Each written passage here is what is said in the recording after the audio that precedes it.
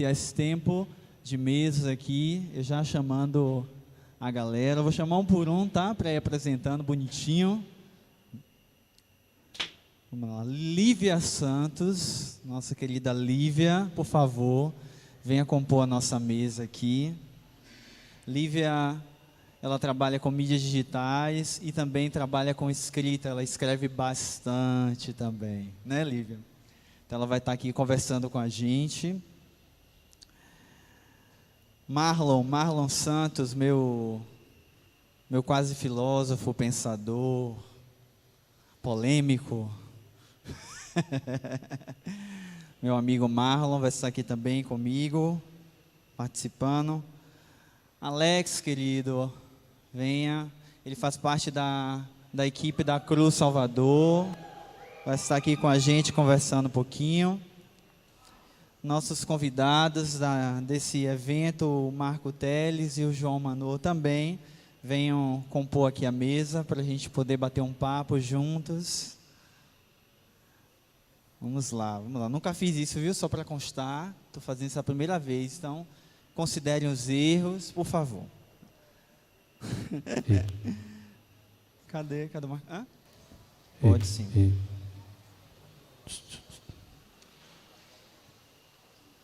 Então, gente, a gente não conversou antes, não combinamos antes, então a gente vai fazer isso de forma bem espontânea.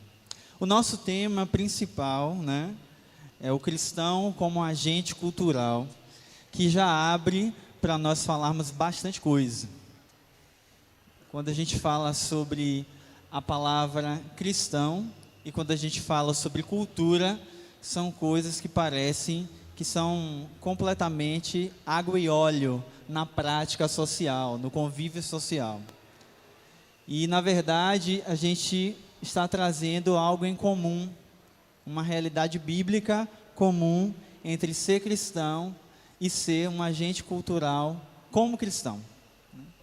E é isso que a gente vai conversar, mas antes de a gente falar sobre isso, já para vocês ali pensando alguma coisa, me reapresentando, Rodrigo, sou diretor do Instituto Casa Farol, também um dos fundadores da Bereshit, né, que é a nossa escola de artes, e nós vemos trabalhando essa consciência artística do cristão da nossa cidade e daqueles também, né, que não são da nossa cidade, mas pela plataforma à distância, vem sendo enriquecido com esses conteúdos aí que nós temos desenvolvido.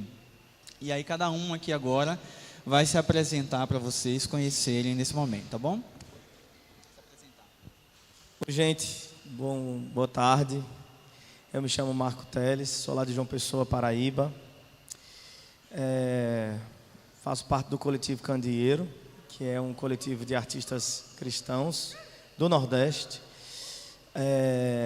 Sou escritor também, escrevi 2 livros sobre o assunto da música cristã e, obviamente, respingando em questões de cultura também, cristianismo, mas de forma muito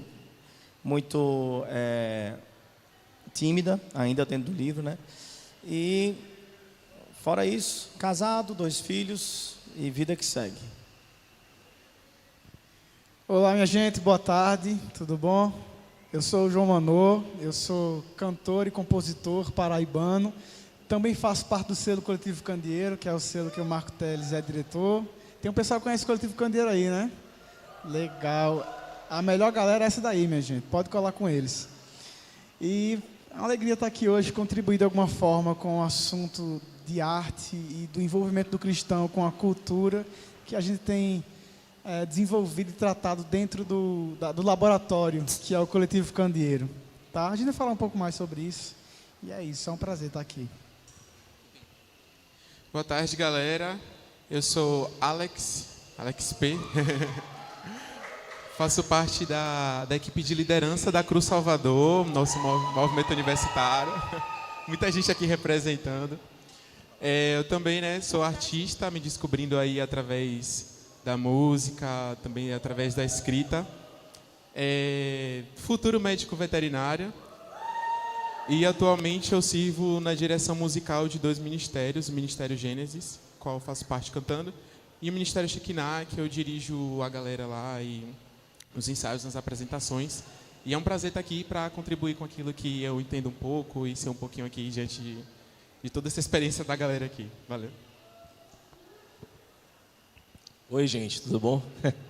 O que dizer depois de tanta coisa bonita? Eu sou o Marlon, tá? Eu acho que sempre é um desafio a gente dizer quem nós somos. E geralmente quando alguém pergunta quem é você, a gente quer responder dizendo o que a gente faz. Então eu vou dizer que eu sou pai, sou esposo, filho, pastor e professor da escola Bereshit, junto com o maravilhoso Rodrigo, tá? Eu sou fã dele, a música Imagem minha, dele, na verdade, é a minha preferida, tá? Digo isso de público. Oi, gente, meu nome é Lívia, eu vou fazer igual o Marlon, sou Lívia, só Lívia. E eu sou redatora, E como o Rô falou, eu também trabalho com mídias digitais, escrevendo sobre qualquer coisa, então eu vivo escrevendo.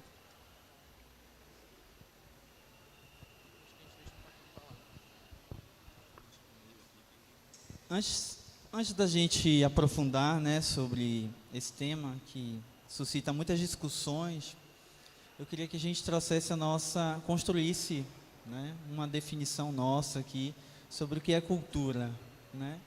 E dentro desse nicho do que é cultura, a gente falasse sobre a nossa região nordestina, né? Foi um tema que a gente conversou hoje, e a gente trouxesse o que é uma cultura, e dentro desse nicho da cultura, a nossa cultura nordeste, né? E aí a gente vai brincando aí de conversar a partir disso aí. Todo mundo aí? Pronto. Alguém quer começar? O que é cultura? A pergunta que valeu 1 milhão já, logo assim.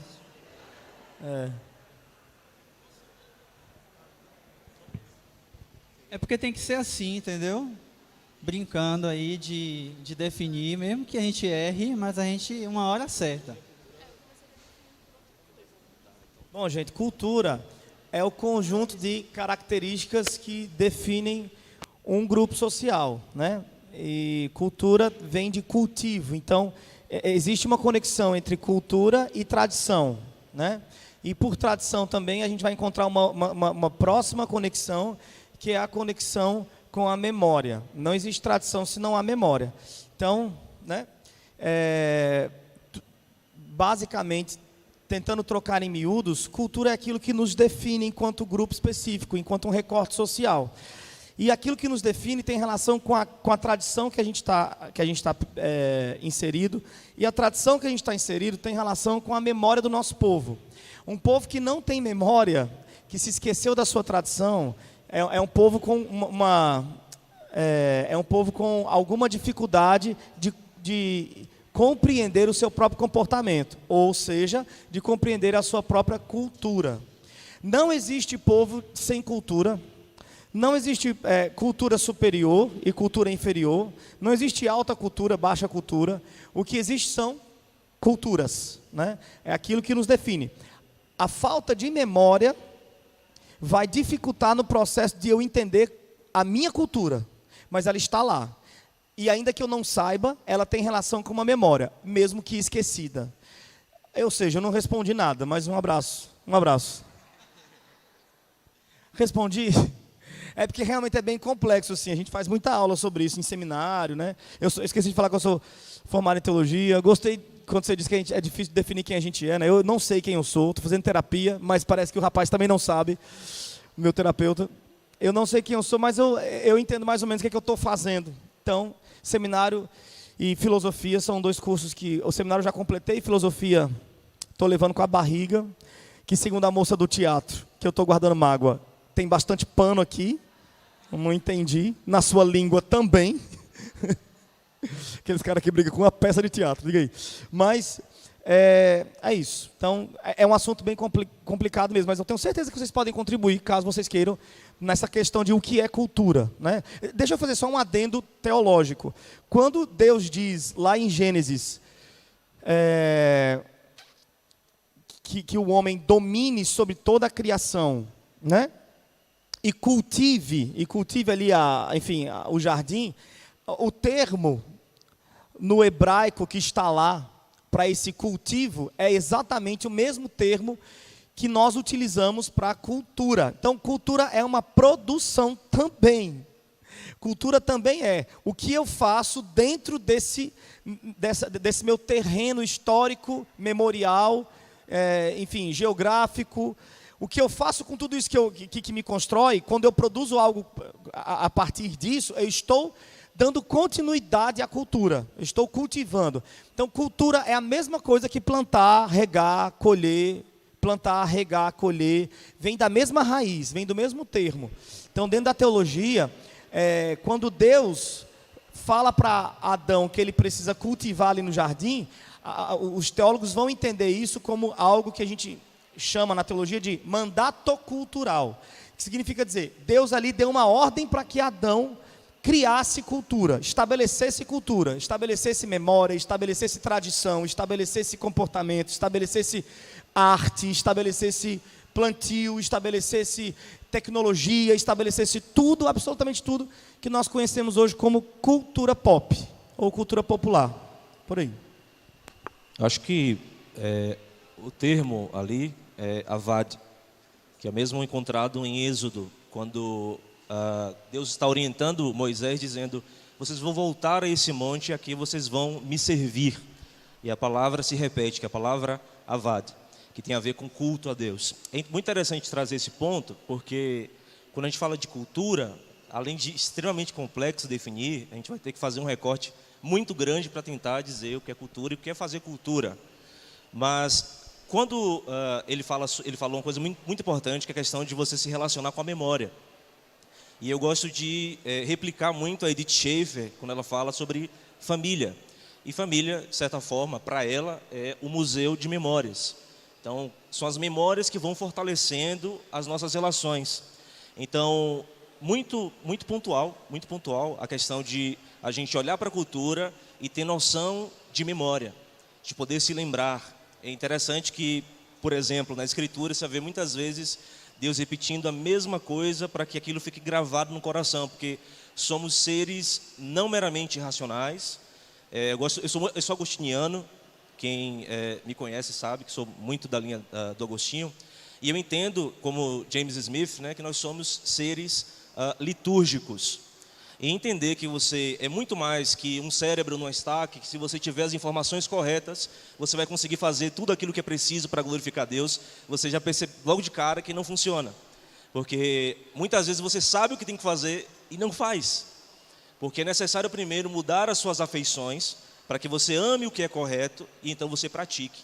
Então, voltando à questão da memória, Deus vai fazer muitas vezes o retorno àquilo que ele havia dito desde o princípio, Israel, Shema Israel, por exemplo, que é ouvir Israel, ou seja, é muito importante na questão do cristão envolvido com a cultura, entender que o cristão precisa estar envolvido com a cultura. Essa coisa de, estou pensando fora da caixa, eu realmente não acredito que é possível vencer o espírito da época. Mas é possível sim estar dentro do espírito da época, a cosmovisão presente, a cultura presente, e a gente conseguir fazer algo diferente e relevante. Só para concluir a minha fala, o John Stott, ele, quando vai falando sobre o Sermão da Montanha, no capítulo 6, verso número 8, ele diz que é possível resumir todo o Sermão da Montanha, que é o seguinte: não vos assemelheis a eles. Ou seja, o cristão precisa ser o chato. Ele está ali dentro de um espectro, dentro de outro, mas as pessoas não conseguem identificá-lo, porque ele está numa cultura que é do reino, por assim dizer.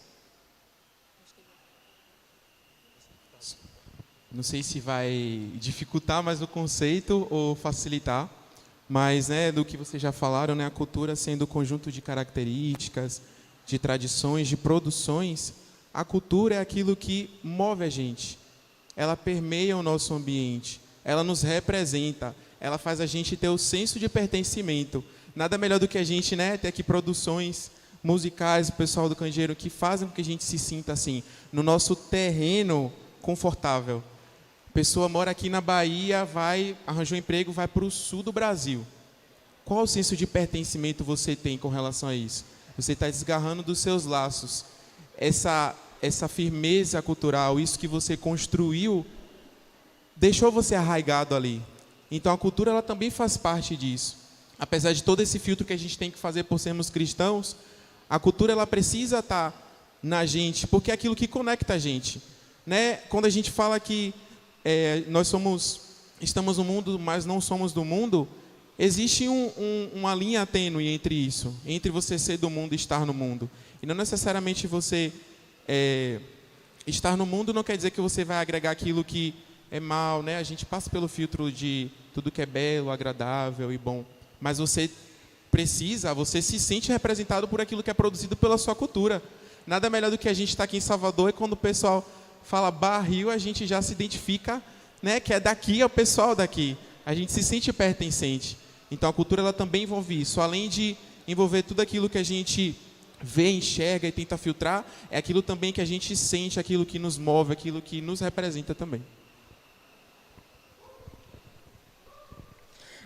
Eu acho que tem um ponto importante que um autor define que chama cultura natural, né? Então, esqueci seu nome, desculpa, Marco. Então, dentro do que ele falou, nós estamos pertencentes à cultura natural. E para a gente crente, é importante a gente entender que nós temos essa cultura natural e que não tem nada de errado desenvolvermos algo a partir de uma cultura natural, né? Não é pecado. Porque eu acho que às vezes a gente também cai no erro, e aí eu já vou para aquele outro lugar, que é cair no erro de não conseguir ou de não poder produzir nada que seja muito cultural, no sentido natural, né, do nosso lugar, da nossa cidade, porque aquilo, de alguma forma, não fala de Deus, não traz linguajar crente, ou enfim. Sendo que a gente pode, sim, encontrar um meio de glorificar a Deus com a cultura natural. E eu acho que a gente que está aqui discutindo sobre arte, pensando isso, nós não podemos negligenciar aspectos da vida comum, da vida ordinária, que não ferem quem Deus é. Então, quando a gente fala sobre cultura, inclusive eu estava ali em pé, fazendo meu esboço, e eu estava partindo justamente da cultura, dessa definição de cultura natural, como uma cultura caída e uma cultura redimida, né? O que a gente consegue produzir a partir desses lugares? E a gente pouco faz uma produção a partir de uma cultura natural. Claro, assim, a música consegue, às vezes, mas existem outros âmbitos que a gente não produz, porque acha que é muito... isso aqui não é coisa de crente, não. Isso aqui é do diabo, isso aqui... Não, tipo... Ou até instrumentos, né?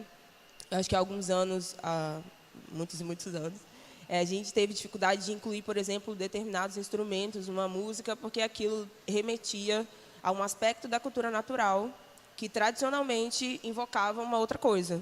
Então, a gente não consegue ver aquele instrumento dentro do nosso contexto, porque ele está envolvido. É isso, mas ele em si faz parte de uma cultura natural. Ele não tem nenhum aspecto moral, né? Ele não é bom nem é ruim. Então, para mim, esse lance da cultura, e disso que vocês estão trazendo, o que é cultura, me remete a essa ideia da cultura natural. E a pergunta, porque eu sou a pessoa que vai lançar as perguntas, o que a gente consegue produzir a partir da cultura natural? Eu acho que quase todo mundo aqui ou é artista, ou, enfim, está envolvido com arte. E o que nós já estamos produzindo, ou se nós conseguimos conversar com a cultura natural, né? Eu acho que nem sempre. A gente fica muito, ou a gente é crente, ou a gente é do mundão. Mas esse meio termo de contextualizar a cultura, né? Que eu acho que é importante. O Marlon estava falando uma coisa sobre... Eu perdi agora o que ele falou. Essa questão do mundo, da cosmovisão e tal. Então, quando a gente pensa a cultura natural, que lugar convergente é esse que a gente consegue entrar e produzir uma cultura que não vou falar santificada, mas uma cultura que transmite uma cosmovisão bíblica, sem desprezar a cultura natural. Então, quando me faz o que é cultura, ou o que eu consigo produzir a partir da cultura, para mim ela permeia tudo que a gente é, que é uma cultura natural, todos os aspectos, tradições, memória, mas também tem essa carga espiritual que a gente carrega e que a gente não tem como se desvincular. Mas a gente pode encontrar um lugar convergente e contextualizar a fé e a cultura natural, né? Isso. Só para acrescentar isso que ela está falando, João vai fechar esse bloco. Existe uma questão da contemplação aí, bem forte nesse processo. Porque a gente precisa dedicar tempo para enxergar essa cosmovisão, vamos dizer assim. Porque acaba sendo redundante enxergar a cosmovisão. Mas a gente vai dedicar tempo para observar mesmo e compreender de uma forma mais prática essa ordem, eu chamo já em outro termo, ordem natural, que até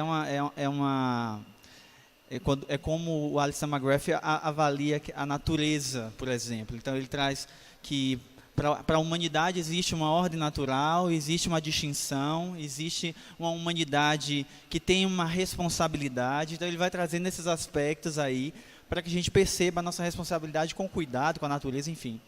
E pensando nisso, a gente quer as coisas muito prontas, igual a miojo, né? Jogou na água, 5 minutos está pronto, aquele pozinho mágico que a gente acaba se viciando em comer. E o processo de fazer esse filtro é exatamente esse, de eu estar ali com aquela palavra de Romanos 12, diz que apresentemos os nossos corpos como sacrifício vivo. Ele diz, olha, que a nossa mente ela precisa ser transformada. Transformada numa medida que o nosso olhar seja aberto, a nossa mente seja alargada, os nossos pensamentos, a nossa maneira de pensar, de construir ideias, de construir pensamentos, né? Eu sou esse tipo de pessoa que quero cada vez mais instigar as pessoas a pensarem de uma maneira mais profunda.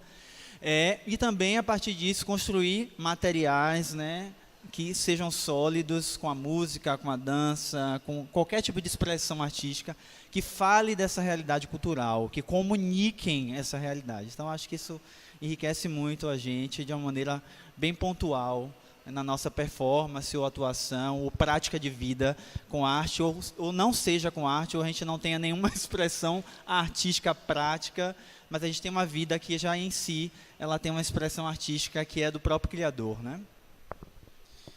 Eu não ia nem falar nada, mas por causa da hora eu vou falar. Que é interessante quem está agora entre 5h30 e 6 horas, e a gente está fazendo parte agora do momento da viração do dia, quando o sol começa a se pôr. E eu não sei vocês, mas a minha alma tem uma coisa meio que expectativa de uma visita que ela já conhece, sabe? Aquela visita que acontecia na viração do dia lá no Éden, quando Deus vinha visitar Adão.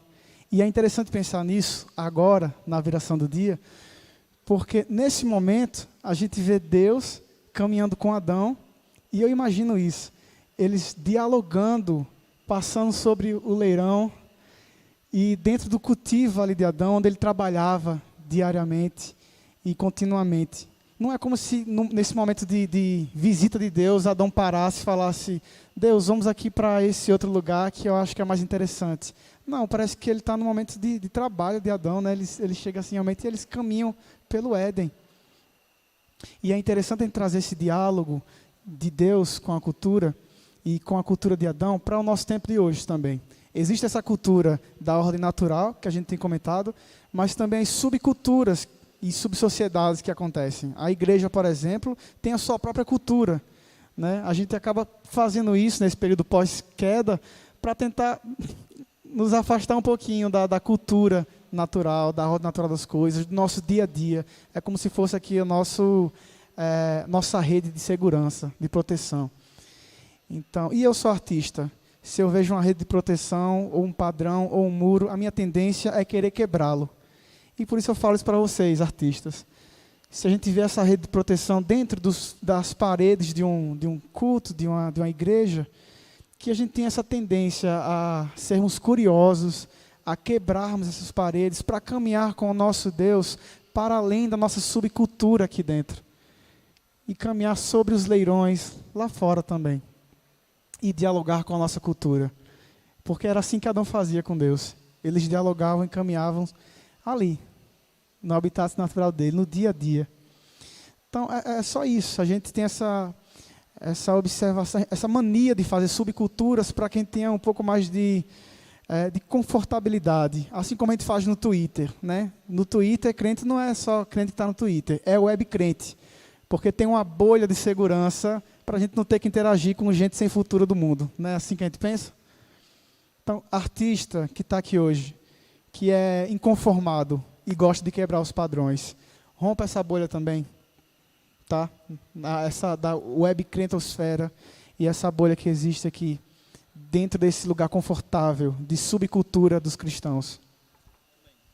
Deixa eu aproveitar o gancho que o Mano falou aqui, gostei demais, sobre essa nossa tendência, enquanto artista cristão, de querer submeter a nossa produção artística a uma rede de proteção, que ele chamou, né?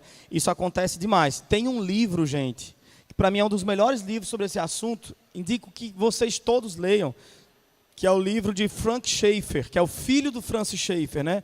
É o livro Viciados em Mediocridade. E ele vai levantar essa questão de uma forma bem ácida, assim, né? Bem azeda. Ele está bem decepcionado. Ele é cineasta, inclusive. Fica essa dica aí para esse rapaz que é cineasta também. O Frank Schaeffer é cineasta.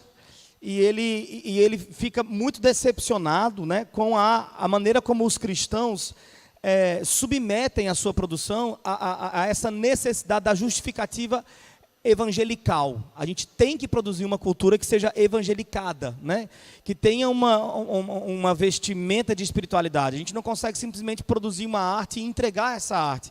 Essa arte ela tem que ter essa âncora, essa justificativa de ser para o evangelismo, de cooperar na marcha evangélica no mundo, de participar dessa campanha global, de levar o evangelho e tal, nos termos evangelicados.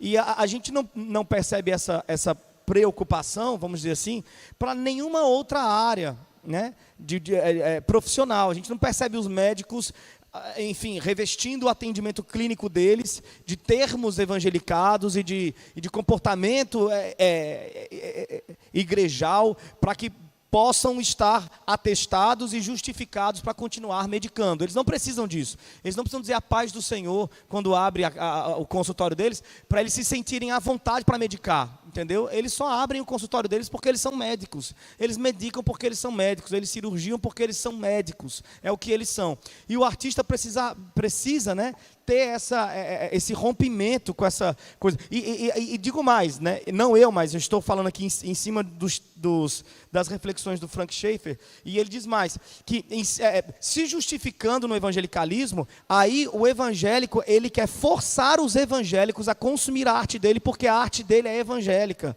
Então a arte dele é medíocre, por isso que o nome é Viciados em Mediocridade. É um teatro pobre, é uma música pobre, é um cinema pobre, é um roteiro pobre, é um negócio de meia tigela, mas como é gospel, é evangelical, é para Jesus, é para o avanço do reino, então eu meio que quero obrigar a comunidade cristã a me consumir, porque eu estou cooperando na marcha para o crescimento do evangelho. Segundo o que o Schaeffer vai propor ali, o Schaeffer filho, o Frank Schaeffer, ele prefere, né, o óbvio, que a gente se desconecte dessa responsabilidade e que a gente que a gente ofereça uma arte que seja consumida pela qualidade dela, e não porque ela é evangélica, não porque ela é para Jesus, mas porque ela é boa, E aí as pessoas não chamem porque ela é boa, as pessoas conversem com a gente porque ela é boa.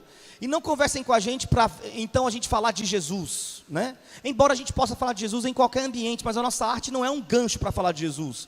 Porque se assim for, a gente esvaziou a arte do seu sentido mais pleno, que é simplesmente ser, é uma expressão. A arte é uma expressão, ela não é uma desculpa para nada. A árvore não está... Quando eu faço uma arte e digo que ela é uma desculpa para eu falar de Jesus, eu estou sendo altamente materialista.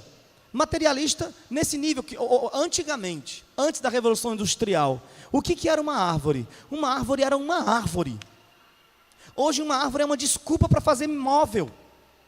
Hoje eu olho a árvore nos termos do que ela proporciona para a sociedade. E a gente está fazendo isso com a arte. A arte, o que é a arte? A arte é só arte? É uma expressão? É beleza? Não pode ser, porque senão é inútil. Apenas ser é inútil hoje em dia.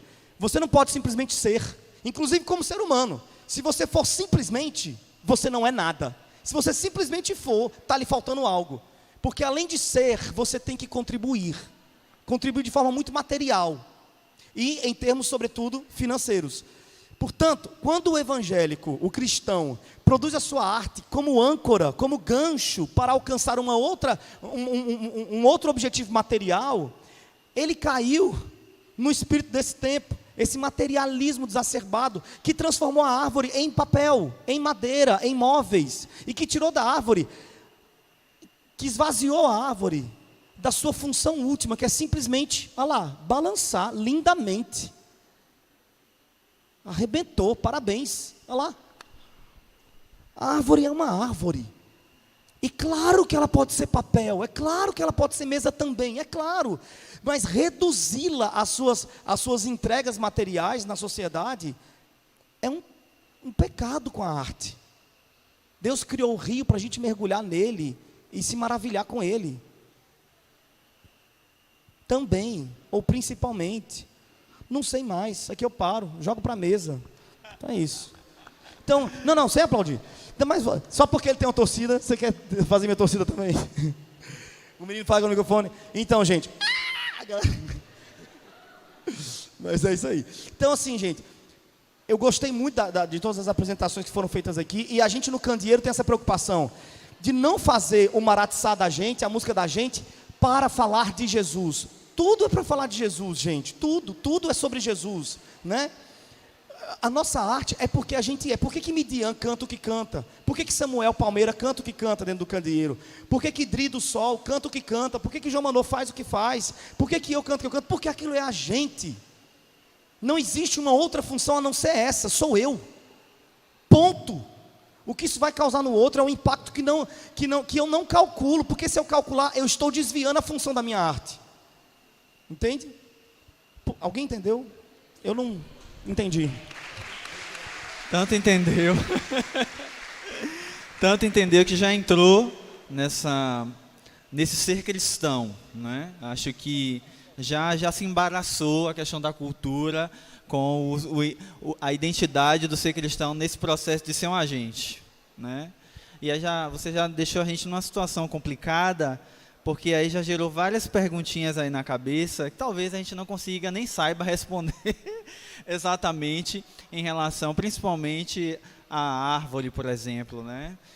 Essa perspectiva é muito pessoal, assim, vamos dizer, no cerne. Eu posso ver de uma maneira, ele vai ver de uma maneira, e cada um de nós vê de uma maneira diferente.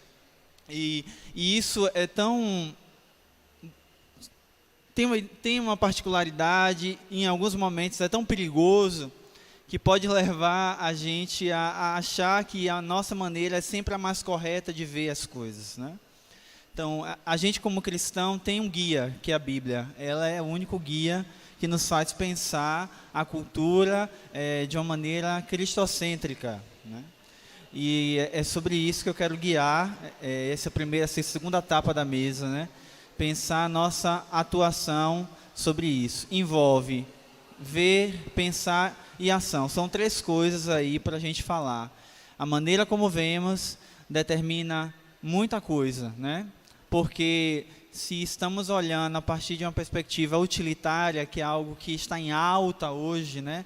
É uma coisa que a pós-modernidade traz de uma maneira muito intrínseca, que é o utilitarismo, né? E quando a gente estuda o utilitarismo no cerne mais clássico, a gente vê que pouco interessa a quantidade, o importante é que alguém se beneficie. Então, tipo assim, o que é que nós estamos construindo hoje, né? Por que a gente está aqui reunido? Essa é a pergunta, né? Será que é para ver os meninos aqui cantarem hoje? Estão aguentando aí, tendo sonolência, calor, porque está bem calor e tudo mais. Qual é a finalidade de nos reunirmos, esse ajuntamento, e falarmos sobre isso, discutirmos sobre esses assuntos? Como cristão, qual tem sido a nossa postura diante do que temos ouvido sobre arte pensado, enfim, né? A nossa performance, enfim. Acho que é por aí que a gente vai agora. Pegando o gancho aqui, eu acho que vai acabar conectando com isso que a gente estava falando. Quando o Marco falou e você reforçou algo, eu lembro de uma música que faz muito parte da minha caminhada, que ela se chama Ser Obedecer, do Gabriel Iglesias. Tem uma parte que ela fala assim: há uma voz, um comando de criar, a palavra de Deus está fixada em mim. Eu fui convocado a ser exposta à voz de Deus. Não vem da vontade de existir, não há existir sem obedecer. A palavra de Deus está fixada na gente, logo tudo que a gente faz como sendo criaturas de Deus e pessoas resgatadas por Cristo vai ser para Ele, porque a palavra está fixada na gente. E a convocação que esse trecho da música fala, né, eu fui convocado a ser resposta à voz de Deus. Qual é a resposta que a gente faz à voz de Deus? Quando a gente volta para Gênesis e Deus diz, façamos o homem a nossa imagem e semelhança, domine sobre o mundo. É essa a resposta à voz de Deus. E quando a gente faz puramente, simplesmente isso, Deus consegue agir e as coisas elas vão fluir. As coisas elas vão acontecer. A gente tem a motivação de primeiro voltar para o que Deus nos chamou e assim a gente ser efetivo naquilo que a gente quer fazer. Eu quero que mais pessoas conheçam a Cristo, eu quero que mais pessoas sejam evangelizadas e conheçam esse amor maravilhoso.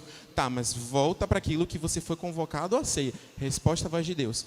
Façamos mais semelhança, domínio sobre o homem, né? Tudo que está na palavra dele. E a partir disso o resultado vai vir isso. Então a gente tem que volver, dar um passo para trás, se voltar para Deus para que a gente consiga mirar para frente. Não adianta a gente mirar para frente se Deus ele não está nesse caminho, nesse fluxo, né? Tipo, é como se a gente estivesse correndo contra o vento. Não faz sentido a gente simplesmente querer dar passos e querer fazer. A gente quer se definir muito pelo que a gente produz, pelo que a gente faz. Então não adianta a gente fazer, se a gente não dá o passo para trás e se volta para o real propósito que a gente foi criado. Ser resposta à voz de Deus. Deus disse, a gente faz. Ser, obedecer. E assim a gente vai e segue o fluxo. O Marco falou uma coisa muito interessante a respeito da arte não precisar de justificativa. E isso é bem Huckmacher, né? Eu penso que quando você olha hoje para o audiovisual, por exemplo, cristão, aí você vai ver vários sermões, né, que são, na verdade, filmados. Aí você vê ali um sermão que é para você orar, um sermão que é para você não desistir, e não há uma preocupação com a arte. Eu gosto muito do Roger Scruton, quando ele fala de beleza, por exemplo, ele vai dizer que beleza, de certo modo, tem a ver com habitação. Quando você enxerga a beleza em alguma coisa, você quer estar ali. E você não se contenta em só estar ali. Você quer chamar mais alguém. E eu olhando, por exemplo, para Terrence Malick, por exemplo, que é um cristão que produz, né, é um cineasta maravilhoso. Tenho meus problemas aí com a Árvore da Vida, mas continua sendo maravilhoso. Quando eu olho para Denis Villeneuve, por exemplo, em A Chegada, eu fico fascinado com aquilo. Eu vejo também a métrica que o diretor de Parasita, se não falha a memória, ele gosta de seguir muitas métricas e você encontra beleza em cada coisa dessas. Então, a arte não precisa... O padeiro não acorda de manhã e, sei lá, ele pega um alto-falante e começa a... Gente, eu estou fazendo o pão porque o pão, ele contribui... Não, ele não precisa disso. Ele vai lá e produz. De igual modo, o cristão aqui falou muito sobre ser, sobre ver, sobre imaginar. Imaginação precisa ser algo mais que frequente, precisa ser a cabeça do crente. Porque o Chesterton, ele fala algo interessante. Se alguém escreve do seu sofá, longe da guerra, sobre a guerra, é alguém escrevendo sobre a guerra. Mas se uma menina brinca com uma boneca, por exemplo, ela é uma mãe. O poder da imaginação conduz a uma realidade que o cristão talvez não consiga acessar se ele não tiver capacidade imaginativa. Então, quando você consegue se perceber dentro daquela realidade de reino, por exemplo, a gente tem costume dizer, por exemplo, de onde que esse cara é? Esse cara está em que mundo? Então, essa fala pressupõe que existe um mundo que é verdadeiro. E se existe um mundo que é verdadeiro, e eu estou planejando na minha mente que aquilo seja verdadeiro, aquela pessoa que está ali fora da realidade está querendo prescrutar o que é que está acontecendo. O ponto é, se eu consigo de fato me imaginar dentro do reino de Deus, a palavra de Deus fala o quê? Como o homem imaginou na sua alma, assim é. Se eu não consigo, como o C.S. Lewis diz, né, que a mente do coração não consegue acessar as realidades do mundo vindouro, da santidade, eu não consigo experimentar nada disso. E eu acredito que o artista cristão não necessariamente precisa produzir arte evangelística, mas na arte dele, como faísca, alguém falou aqui, faísca da criação, vai de certo modo despertar a realidade que existe um reino. E esse reino vai gerar uma saudade de algo que a gente ainda não encontrou. E eu acho isso fascinante, porque quando você encontra arte... Eu estava ouvindo a música dos meninos aqui, meu Deus, muito bom. Muito bom. E dá aquela sensação de, tipo, eu quero frisar o tempo, eu quero morar aqui nesse insight maravilhoso. Uau! A arte precisa produzir isso. Ela não precisa estar ali como, ó, nossa, mas ela, claro, segue uma sequência. Como o cristão, por exemplo, precisa usar os 3 R's para identificar a cultura: receber, redimir e rejeitar. Sempre utilizando uma cosmovisão cristã, queda, e todo mundo sabe. Mas uma coisa que eu quero frisar muito importante é o seguinte: a imaginação é extremamente importante. Porque o homem, o ser humano, ele se compromete com aquilo que ele consegue ver. Não necessariamente ver no materialismo, né? no imanente. Mas se ele consegue vislumbrar algo, o reino de Deus é semelhante ao homem que encontra, que vê um tesouro em um campo. Aquilo toma ele, a imaginação dele é comprada de tal forma que ele precisa voltar para casa, vender tudo quanto tem para poder adquirir o campo. Gente, nós somos comprados por histórias. Histórias estão o tempo inteiro comprando a nossa imaginação. Por isso que a Bíblia, por exemplo, Deus investiu em narrativas, investiu em histórias, ainda que histórias reais. Mas tudo isso é para que você consiga, enquanto lê a sua Bíblia, se perceba ali. Porque enquanto a gente utilizar do racionalismo para poder identificar inúmeras doutrinas e tudo mais, você não vai se relacionar com o texto. A mente do hebreu, e aqui encerro a minha fala, a mente do judeu, quando ele olha para o conhecimento, que é muito diferente como nós ocidentais, influenciados pelos gregos, observando o mundo fragmentado, como diria Charles Taylor, ele vai dizer o seguinte: eu quero identificar alguma coisa, eu quero conhecer alguma coisa, eu preciso fragmentar aquilo para entender aquilo. Essa é a mentalidade do grego. O judeu, ele precisa se envolver com essa realidade. Então, quando a Bíblia está dizendo conheçam a Deus, não é explore, não é pesquise, é também explore. Mas o importante é que o artista consiga produzir algo que leve a imaginação daquele que ouve, daquele que vê, daquele que sente, para algo que vai além do imanente, que é algo que vai além daquilo que está aqui nesse momento. Então, o cristão que produz arte, ele não precisa de justificativa, mas precisa de responsabilidade.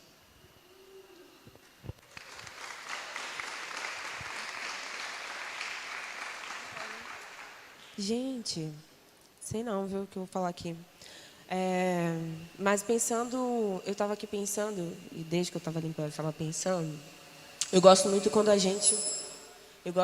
gente assume a responsabilidade, né? Eu gosto dessa ideia que nós somos responsáveis por tudo, né? Seja os BOs da vida ou as soluções.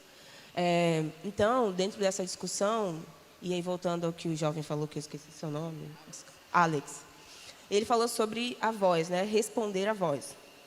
E eu acho muito interessante você responder à voz, porque isso fala de um chamado, da nossa vocação. E nessa discussão do crente ser um agente cultural, o que é que esse crente é, o que é que ele vai fazer no mundo, é importante a gente entender qual é a nossa vocação. Se não, também, a gente corre o risco de sair daqui achando que nós vamos ser as pessoas que vão produzir uma arte para todo mundo.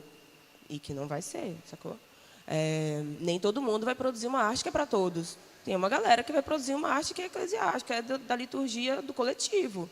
E ok também. A gente também não pode sair achando que a galera que só produz para uma reunião coletiva, tipo assim, pô, essa galera aí não está com nada, isso aí não é cultura. Não, tudo é cultura. E a gente precisa, eu gostei dessa fala, responder à voz que falou com a gente.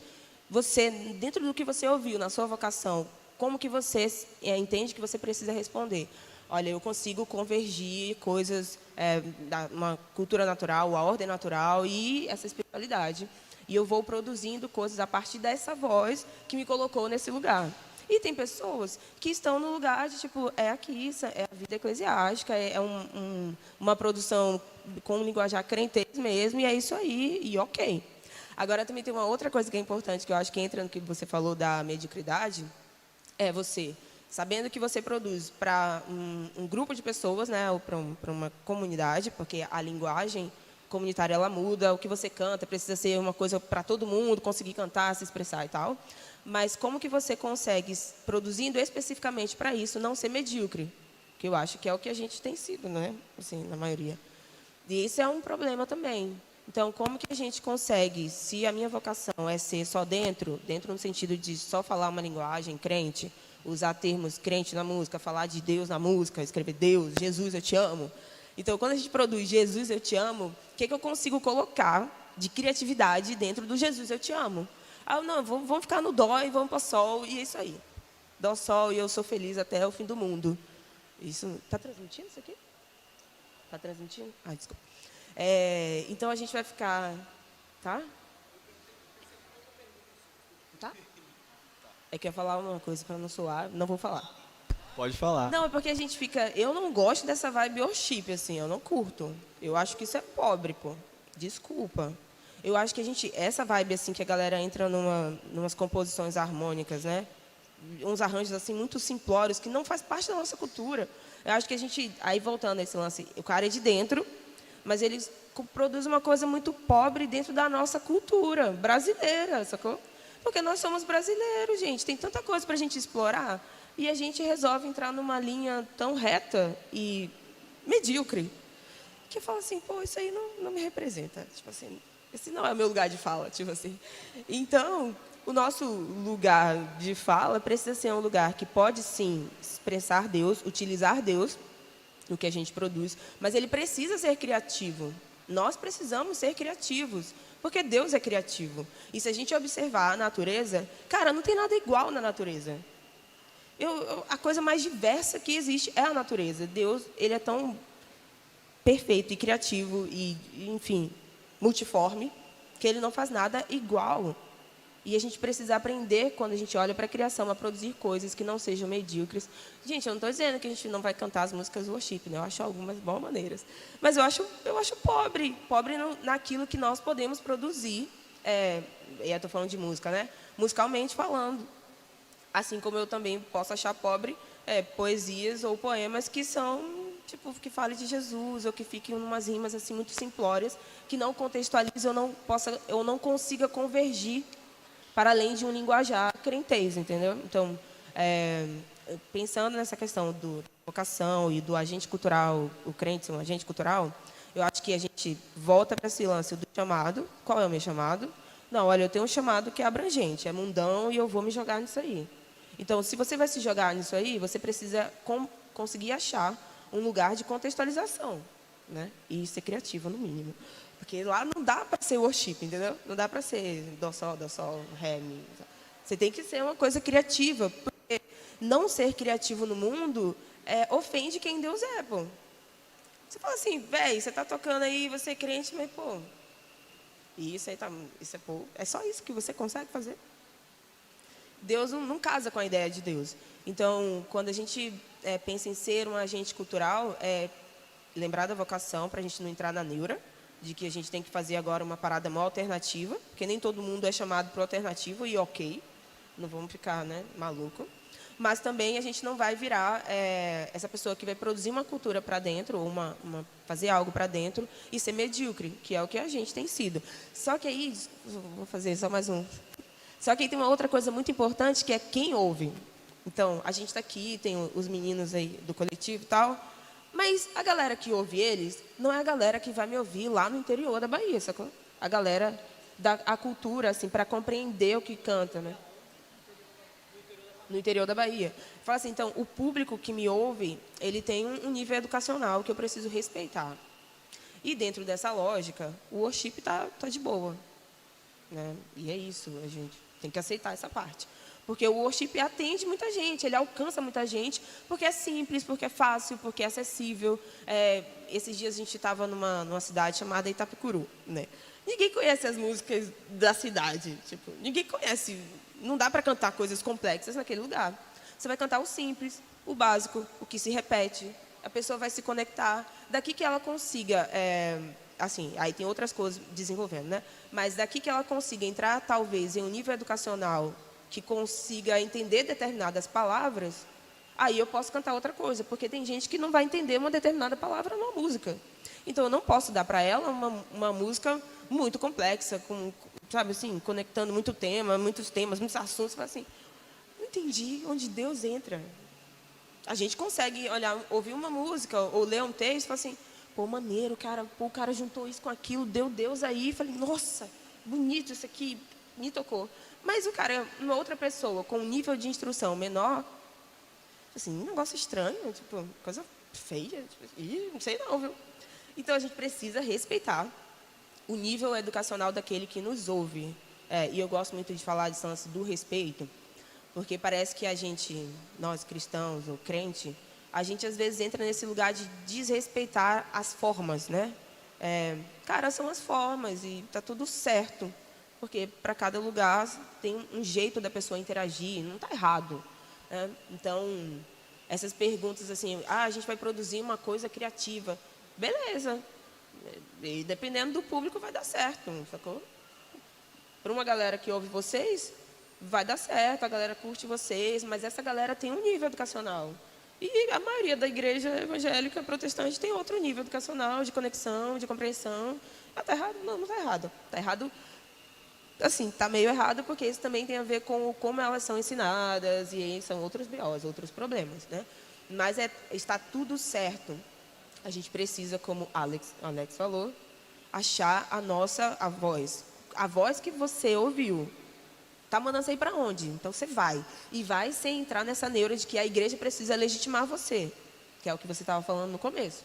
Se a sua voz diz que você é mundão, se joga no mundão, mas não se desvia, não. Você vai para o mundão e vai feliz, mantendo os princípios e mantendo a cosmovisão bíblica, né? A gente não pode se desviar, mas eu acho que é um grande desafio a gente conseguir produzir coisas que possam ser convergentes, porque, para mim, o belo, ele é transcendente.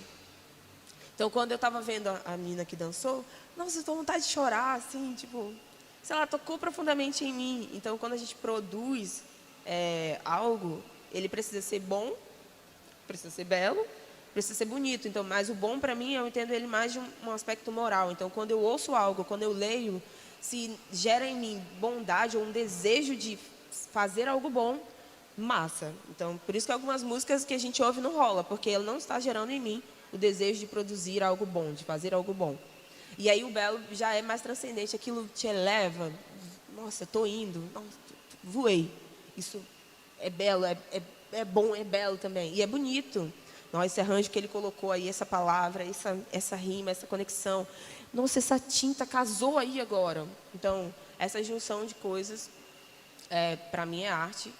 E a gente precisa produzir uma arte a partir da nossa vocação. Marlon vai falar um pouquinho e a gente vai fechar aqui. Gente, rapidinho. É muito rapidinho.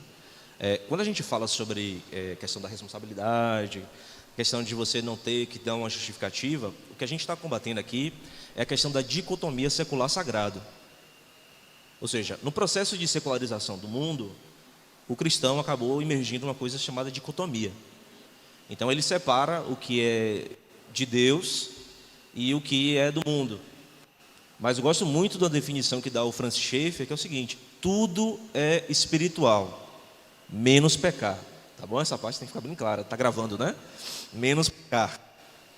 E sobre você produzir para fora ou para dentro, não fique ansioso por produzir algo que você acha bonito. Identifique a sua vocação. E encerro minha fala com uma pequena historinha, novamente sobre vislumbrar, sobre ver, né? Certo homem, ele tinha alguns cães de caça, e esses cães de caça eram os melhores ali da região, né? Que coisa maravilhosa. E ele saía muito para caçar, e um belo dia, saindo para caçar, um dos cachorros viu uma lebre, somente um. Ele começou a correr em direção a uma lebre, sabe, aquela busca implacável, tem que encontrar. Os demais cachorros começaram a seguir aquele que viu. Pouco a pouco, aqueles que apenas seguiam foram parando pelo caminho. Mas aquele que viu, aquele que de fato enxergou, ele foi até o final. A questão é, não siga quem viu. Quem pegou? Veja você mesmo. Encontre a sua vocação e produza. Amém? Perfeito. Eu queria falar várias coisas, mas eu não vou falar porque não tem mais tempo. Mas vamos seguir aqui. Eu vou escolher uma pergunta, gente, porque as perguntas delongam bastante a resposta. Então, estou aqui meio que sorteando as perguntas. Ô, amor, está muito complexa. É para todo mundo responder. É uma só. Não tem como. Essa resposta aqui não tem como, gente. De jeito nenhum. Vai ficar inacabado. Vamos lá, ó. Uma pergunta aqui que eu achei bem interessante para o que está falando. Celular, aqui, peraí. Que foi uma das últimas que eu recebi. Olha, ele diz assim: se minha arte for produzida em um momento de crise e não for exatamente boa, mas for extremamente verdadeira, ela poderá ser usada para glorificar a Deus? E sim, como? E aí, quem se arrisca? Eu acho que, primeiramente, de forma terapêutica para si mesmo, né? Mas se ela não é boa, se vai abençoar alguém ou não, vai ser essa pessoa que vai dizer, né? Você não tem controle para saber disso antes, você vai ter que mostrar. Então, basicamente, o que é boa também, né? Qual é o seu padrão de qualidade, do que é boa, do que é ruim? Por exemplo, eu compus o Vou Ver e foi bem assim, né? Foi um momento de crise existencial que eu tive e me ajudou a mim. E eu quis lançar porque me ajudou. Lancei no disco pensando que ninguém ia gostar, ninguém se identificava, porque era mais para dizer sobre mim do que para alguém. Porque eu achei bonito e porque me ajudou. Pronto.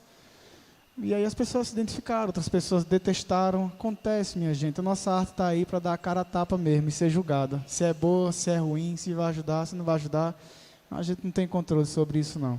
A gente só pode produzir aquilo que a gente quer produzir e calar essa voz interior, esse grito que nos manda ser artista, que nos manda compor, que nos manda pintar, que nos manda se jogar. Para de pensar em quem vai ouvir dessa forma, né? Como se fosse só sobre ele. A arte também é sobre você.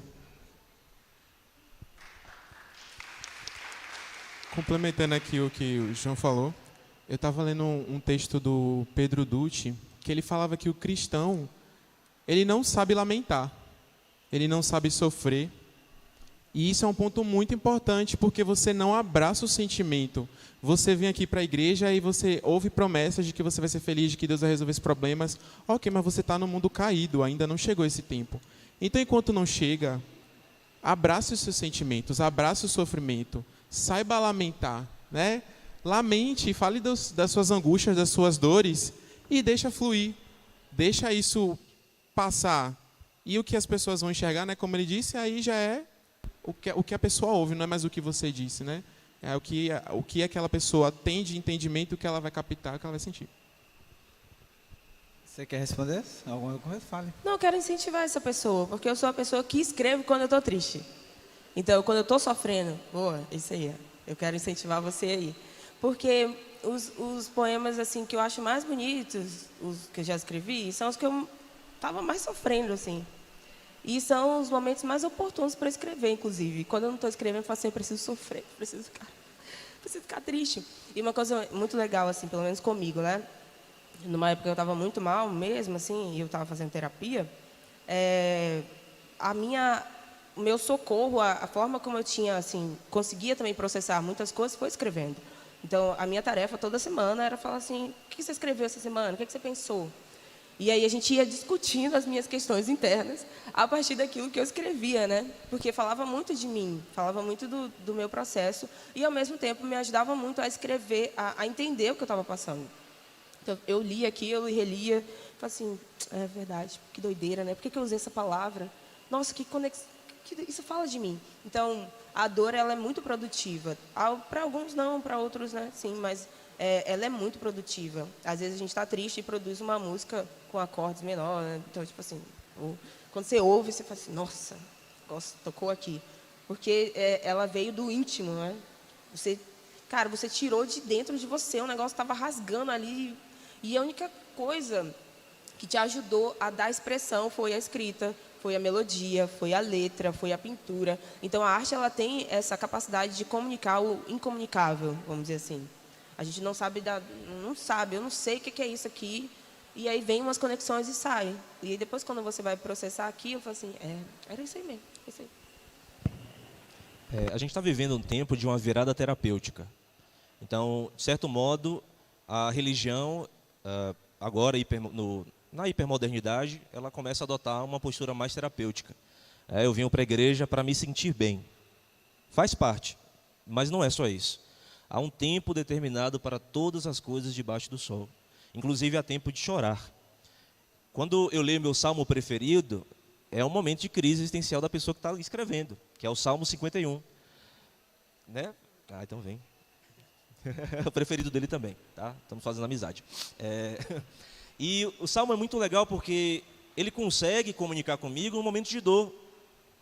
E ali eu olho para aquele Salmo, e quando a gente está agora nessa coisa de uma teologia triunfalista, você não pode ficar triste, você não pode mostrar que você é frágil, você é maravilhoso, você é lindo o tempo todo, você, enfim.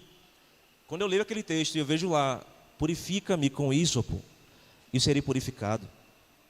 Um coração contrito, o Senhor não despreza, um espírito quebrantado. Gente, quando eu estou assim diante de Deus, esse Salmo fala muito comigo. Então, se você está produzindo algo que vem de um momento como esse, pode ser cura para alguém.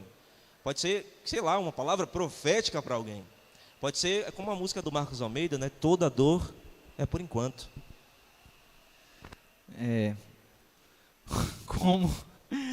Como vocês gostam de responder, né? Ele gosta de responder, né, gente?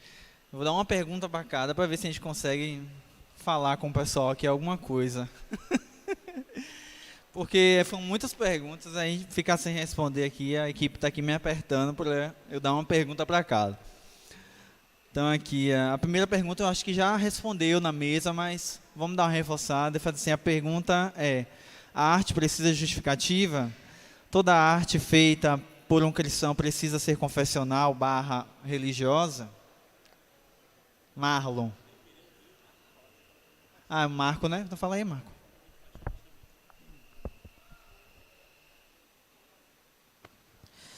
Gente, eu fico num processo de ansiedade aqui nessa mesa, enorme, gigante. Eu não sei se vocês passam por isso. Porque o tempo é curtíssimo e são assuntos que pipocam na minha cabeça e cada frase que aparece aqui eu queria poder trabalhar junto, eu queria poder destruir mais, ouvir melhor, falar também, enfim. Isso tudo para dizer obrigado, muito obrigado. Não, mas com relação a arte precisa de justificativa? Não precisa de justificativa. Eu amei quando ele falou que não precisa de justificativa, mas é necessário haver uma responsabilidade. Eu concordo. Eu não diria responsabilidade, embora a palavra caiba muito bem, mas eu usaria a palavra intencionalidade, que eu acho que vai cair no mesmo, vai desaguar no mesmo lago, né? No mesmo rio, mar, tanto faz. Estou pressionado, para o tempo aí. Então, mas a arte não precisa de justificativa, mas precisa de intencionalidade. Agora, que intencionalidade é essa? Quando você fica calculando demais isso, eu acho que você prejudica seu processo artístico. Ele falou que quando você é cristão e você vai produzir um conteúdo artístico, esse conteúdo ele tem que apontar de alguma forma para os nossos traços dos nossos valores e princípios cristãos. Concordo também. Mas submeter o nosso processo artístico a esta pressão, veja só, vou usar a palavra pressão. Submeter o nosso processo artístico a essa pressão, eu não sei se é saudável para a elaboração da nossa arte. Mas enfim, aí aqui a gente vai lidar com a questão do processo artístico. E aí é uma questão gigantesca. Meu Deus do céu, socorro. E aí entra a pergunta da pessoa, que eu não sei quem foi a pessoa. Eu faço uma arte no meio de dor e ela não sai boa. E aí? Devo coisa ou não coisa? Aí tal. Aí, muito legal a contribuição de todo mundo. Não, com certeza, no momento de dor a gente ajuda muita gente, beleza. Mas para mim o que mais me tocou na pergunta foi a coisa do boa. Quem te disse que não é boa? Qual é o critério que você usou? Foi o Scruton? Porque se foi, e você é uma pessoa contemporânea, a sua arte é feia. Entendeu? Quem foi que disse para você que o que você está fazendo não é bom? Qual é o seu padrão? Qual é o seu critério? É isso que me pega. E isso me pega de um jeito que eu fico assim, maluco. Hoje em dia, a gente que é cristão... Ai, meu Deus, vou me lascar aqui. A gente que é cristão, a gente está tendendo demais a um conservadorismo, inclusive nas artes. Obrigado, Roger Scruton. Que bom que você partiu, já deu. Mas assim, a gente tende muito a um conservadorismo na arte e a gente resume a arte contemporânea aos seus escândalos, aos seus exageros. É um absolvente em exposição. É o mictório de Duchamp em exposição, a arte, a dança contemporânea, que o povo estava aqui até ensaiando aqui de meia, não estava usando sapatilha, quer dizer, tem coisa mais contemporânea que isso. Isso é um absurdo, isso é feio, o Scruton ia dar 0 para vocês, entendeu?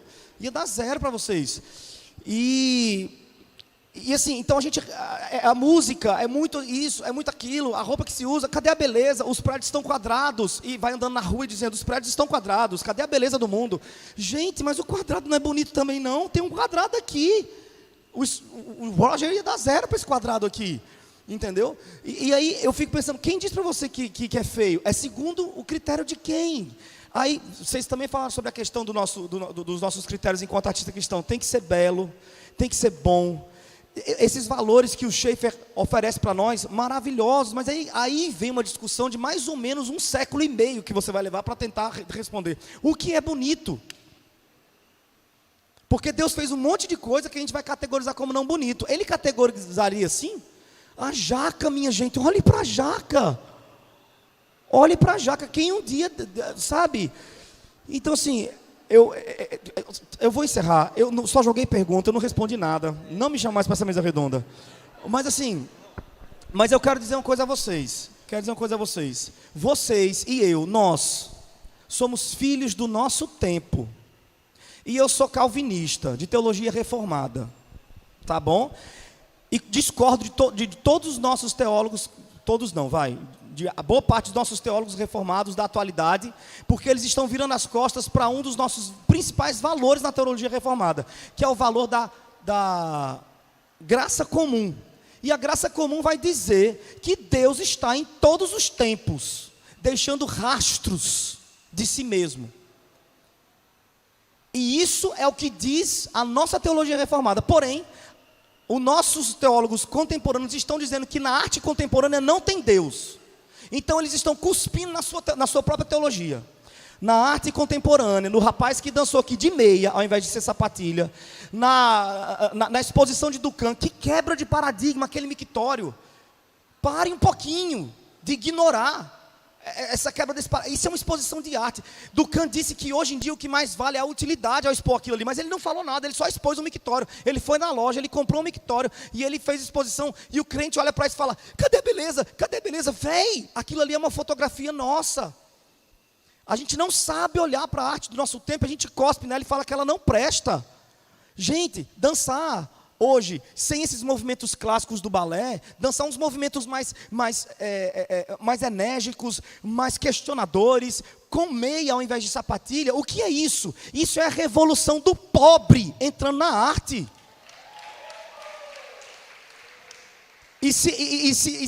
O que são esses quadrados pela cidade, que os prédios não têm mais aquela coisa que eu disse que é belo? O que são esses quadrados? Eu não vou lhe responder não, porque eu já falei demais, eu acho. Mas procure saber. A única coisa que eu sei, segundo a teologia com a qual eu coaduno, é que Deus não abandonou o meu tempo. Deus está na arte contemporânea. E quando as pessoas me julgam porque eu sou cristão, falam, você é cristão? Tipo Silas Malafaia? Eu fico pé da vida, porque eu não sou cristão tipo Silas Malafaia. Você é cristão tipo o presidente Bolsonaro? Você é cristão, tipo, não sou esse cristão, eu não sou. Pois deixa eu lhe dizer uma coisa, a arte contemporânea não se resume àquele mods pendurado na parede. Então, resumir a arte contemporânea a isso é desonesto. E no final das contas, eu vou encerrar com isso. No final das contas, quando nós desprezamos a arte contemporânea e dizemos que lá não tem mais Deus, e que não tem mais beleza, e que não sei o que lá, sabe quem nós estamos rejeitando? A gente, porque a gente se odeia. E a arte contemporânea é uma foto da gente. A gente se odeia, a gente não se acha belo. A gente tem problema com a gente mesmo. Vai fazer uma terapia, psicanálise, eu indico. Um abraço. Meu povo. Vamos estudar, pelo amor de Deus. Vou fazer só mais uma, viu? Porque está rendendo demais. A gente não vai sair daqui hoje. Deixa eu ver aqui. Não.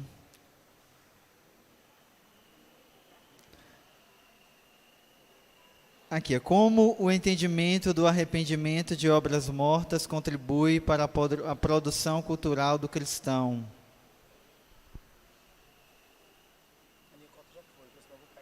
Fique tranquilo. Eu também fiquei um pouquinho... Mas é a pergunta. Como o entendimento em relação, vou reformular aqui para ver se melhora. em relação ao arrependimento de obras mortas, né? Não sei o cerne bíblico aí, contribui para a produção cultural do cristão. Isso. Acho que tem a ver com fé também. Isso. Fala aí.